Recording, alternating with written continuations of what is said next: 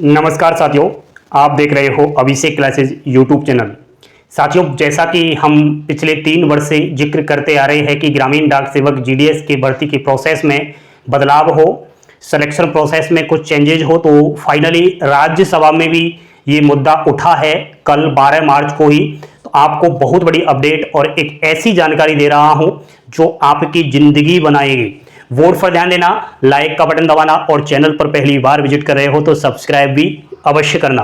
साथियों, Indian post office GDS, जिसे हम ग्रामीण डाक सेवक कहते हैं, जीडीएस में 3 पद होते हैं, बीपीएम, एबीपीएम और डाक सेवक। तीनों ही पद के लिए वैकेंसी हर साल निकलती है। अभी आपको बता दूं कि 2025 में भी निकली थी 21,413 पदों पर। इस भर्ती का आवेदन 10वीं पास युवा साथी करते हैं बिना किसी लिखित परीक्षा के। डायरेक्ट 10वीं के अंकों के आधार पर इसमें रिजल्ट बनता है और जिसका मेरिट लिस्ट में नंबर आ जाता है उसको नौकरी मिल जाती है जीडीएस के पद पर सरकारी।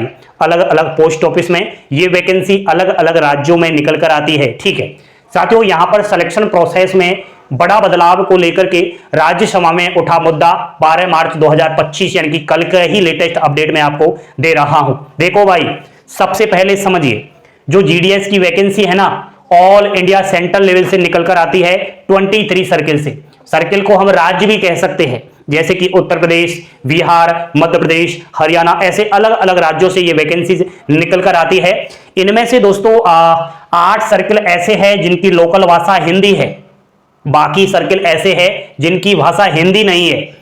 यानी कि कुछ राज्य ऐसे हैं जिसकी इंग्लिश है, हिंदी, बंगाली, बंगला, मराठी, मलयालम, ठीक है, पंजाबी, उर्दू आदि विभिन्न प्रकार की भाषाएं हैं। तो यहां पर लैंग्वेज प्रॉब्लम्स आ रही है काफी सारी विद्यार्थियों को। अभी आपको पता भी होगा, नॉर्थ ईस्ट साइड में जब जाओगे ना, इधर आप अरुणाचल प्रदेश साइड, तो वहां पर क्या है, जिसका भी जीडीएस के पद पर सिलेक्शन हुआ है अरुणाचल प्रदेश से, वहां की स्थानीय लैंग्वेज का एक सर्टिफिकेट देना होगा, तब जाकर डॉक्यूमेंट वेरिफिकेशन में सक्सेसफुली होगा।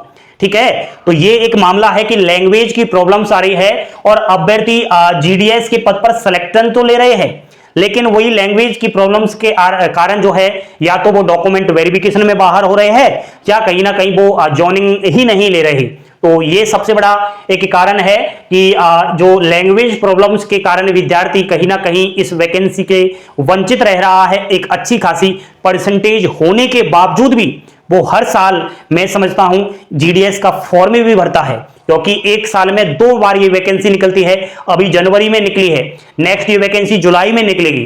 ठीक है, जब इतनी बड़ी भर्ती है, लाखों युवा साथी इसका फॉर्म डालते हैं और जो नियुक्ति प्रक्रिया है, सिलेक्शन प्रोसेस है, इसमें बदलाव अगर नहीं होता तो बड़ा ही दुख होता है। साथियों, मैंने खुद ने ये प्रैक्टिकली देखा है कि स्टूडेंट्स का मेरिट लिस्ट में नंबर आ जाता है और वो लैंग्वेज के कारण बाहर हो जाता है। एंड दोस्तों सुनो, नियुक्ति प्रक्रिया पहले की तरह अगर हो जाए तो ठीक है। आज से कुछ साल पहले जब ये जीडीएस की भर्ती आती थी ऑफलाइन माध्यम से, ऑनलाइन का क्रेज नहीं था उस टाइम, तो जब ऑफलाइन वैकेंसी निकलती थी तो यानी कि डिपार्टमेंट ऑफ पोस्ट के अंदर जो लगा होता था उसी को पता होता था कि हाँ, इस पोस्ट ऑफिस के अंदर, इस ब्रांच ऑफिस के अंदर, इस सब ऑफिस के अंदर ये जीडीएस का पद खाली है। तो वो क्या करता था, किसी परिचित को कह देता था, या कोई भी जान पहचान वाला रिश्तेदार हुआ, आस पड़ोसी हुआ या परिवार में हुआ, उसका वो फॉर्म भर देता था और जीडीएस के पद पर नौकरी ले लेता था। लेकिन अभी कुछ साल पहले क्या हुआ कि इसको ऑनलाइन कर दिया और ऑल इंडिया लेवल बना दिया भर्ती को, कि ऑल इंडिया में कहीं पर भी फॉर्म अप्लाई कर सकता है। कुछ राज्यों को छोड़कर लैंग्वेज की यहां पर प्रॉब्लम आई, लेकिन ये एक बहुत बड़ी गलत बात है साथियों। यहां पर क्या होता है, पहले की तरह अगर करें तो सर्किल और राज्य, यानी जिस सर्किल, जिस राज्य, जिस डिविजन्स का अभ्यर्थी रहने वाला है वहीं से वो फॉर्म अप्लाई करे और बाहरी अभ्यर्थियों को वहां मौका नहीं दिया जाए। साथियों, अगर बाहरी राज्यों को मौका मिलेगा तो कट ऑफ पर भी बड़ा असर पड़ेगा। आप लोगों को बता दूं कि यहां पर कोरोना काल के दौरान कुछ राज्यों में जो है 60,000 स्टूडेंट्स ऐसे हैं। कितने बच्चों? 60,000 स्टूडेंट्स ऐसे हैं जिनकी 10वीं में 100% है। अब ये बच्चे पिछले 2023 से जीडीएस भर्ती का फॉर्म अप्लाई कर रहे हैं और प्रत्येक भर्ती को ये क्या कर रहे हैं, चूस रहे हैं, पी रहे हैं और बाकी बच्चों से उनकी सीट को छीन रहे हैं। एक 99% वाला अभ्यर्थी भी इस भर्ती से वंचित रह रहा है। उसका कारण यह है, पहले ये 60,000 बच्चे जो बिना एग्जाम्स 10th में प्रमोट करके 11th में किए और 100% बनाई, इसके विषय पर होना चाहिए। चलो मान लिया जाए ये कुछ ही राज्य में सीमित है, इन बच्चों का ऐसा प्रोसेस बनाया जाए कि ये बच्चे अपने ही राज्य में फॉर्म अप्लाई करें, ना कि ये दूसरे राज्य में करें। साथियों, आपको पता है कि ये इन बच्चों का प्लान क्या रहता है? इन बच्चों का प्लान क्या रहता है? ये अपने राज्य में तो फॉर्म अप्लाई नहीं करते, ये दूसरे राज्य में जाकर के फॉर्म अप्लाई करते हैं और इनका सिलेक्शन हो जाता है। और सिलेक्शन हो जाने के ठीक 2 साल तक ये वहां नौकरी करते हैं और 2 साल बाद ये ट्रांसफर करवा लेते हैं। कहां पर ट्रांसफर करवाते हैं? अपने खुद के ही राज्य में। ये सबसे बड़ी बात है ना। तो कहीं ना कहीं इसके कारण बाकी जो मेहनती स्टूडेंट्स हैं उनको झटका लग रहा है, कट ऑफ पर भी बुरा असर पड़ रहा है। और इस जीडीएस की मेरिट लिस्ट की बात करूं तो 6 से और 7 मेरिट लिस्ट निकालनी पड़ रही है।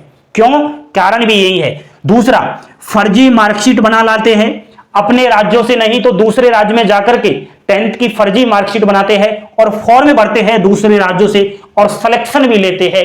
ये उन राज्यों की गले पर तलवार है, उन राज्यों के अभ्यर्थियों को नुकसान है जो स्वयं कहीं ना कहीं अपने राज्य से फॉर्म अप्लाई करना चाहते हैं, लेकिन बाहरी राज्य का बच्चा उसको अपने ही राज्य में सीट नहीं लेने दे रहा। तो ये मामला राज्यसभा में भी उठा था। तो यहां पर जीडीएस की भर्ती में 60 से और 90% वालों का सिलेक्शन नहीं हो रहा, इसके पीछे है 100%। कितने बच्चे? 60,000 बच्चे। ये आंकड़ा रियल है, ऑथेंटिक है। अखबार में जो खबर आई उसको मैं टेलीग्राम पर भी डाल दूंगा, उसमें आप अच्छे से पढ़ लेना, ठीक है। तो साथियों, कारण क्या है? बाहरी राज्यों के विद्यार्थी। दूसरा, लैंग्वेज की प्रॉब्लम्स तो मैंने आपको बताई ही। जैसे कि आप उत्तराखंड साइड नौकरी लग गई, तो उत्तराखंड में क्या है? पहाड़ी इलाका है, पहाड़ी है ना। तो जैसे कि आप राजस्थान से हो, बिहार के हो, ये पहाड़ी इलाके नहीं है। अब राजस्थान बिहार का बच्चा उत्तराखंड में जाए और मान लिया जाए जीडीएस के पद पर नौकरी भी उसकी लग जाए, क्या वो नौकरी कर पाएगा? वहां नहीं कर पाएगा। करेगा भी तो ठीक से नहीं करेगा, क्योंकि वो पहाड़ में चढ़ना ही नहीं जानता हो। राजस्थान का बच्चा या उत्तर प्रदेश का बच्चा इतना वो नहीं होता। तो स्थानीय बच्चा, अगर उत्तराखंड का बच्चा उत्तराखंड में ही फॉर्म अप्लाई करे तो वहां को नॉलेज होता है, उसको इलाके की जान पहचान होती है। और डाकिया, जीडीएस का काम क्या है? चिट्ठियां बांटना, गांव के प्रत्येक बच्चे से बच्चे को जानना, परिवार के प्रत्येक सदस्य को जानना, यही काम होता है। आजकल क्या हो रहा है कि बाहरी राज्यों के बच्चे दूसरे राज्य में आकर के जीडीएस बन रहे हैं, समय पर चिट्ठियां ही नहीं पहुंचा रहे।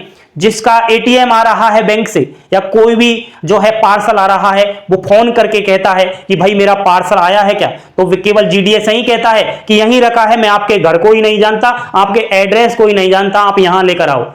तो ये मामला है। अगर स्थानीय युवा ही वहां जीडीएस बन जाता तो उसको पता होता था कि राकेश का घर कहां है, रामस्वरूप का घर कहां है, महेंद्र का घर कहां है, पता होता ना। लेकिन एक हरियाणा का विद्यार्थी अगर राजस्थान में आए या राजस्थान का विद्यार्थी हरियाणा जाए, कैसे काम चलेगा दोस्तों? तो ये मुद्दा राज्यसभा में भी उठा था।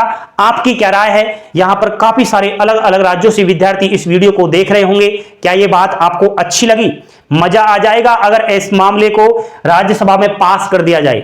ये यहां पर राजनीतिक बन चुका है, विधायकों के द्वारा, एमएलए एमपी के द्वारा ये मुद्दा उठाया जा रहा है, क्योंकि उनके ऊपर भी दबाव है। ठीक है, दबाव ये है, जैसे एक खबर आई थी राजस्थान की ही, कि राजस्थान में स्वयं कैंडिडेट्स फॉर्म अप्लाई कर रहा है, स्थानीय राजस्थान का निवासी है, उसका सिलेक्शन नहीं हो रहा और परसेंटेज है 95। कारण बाहरी राज्य के विद्यार्थी आकर के यहां फॉर्म अप्लाई कर रहे हैं। बताओ।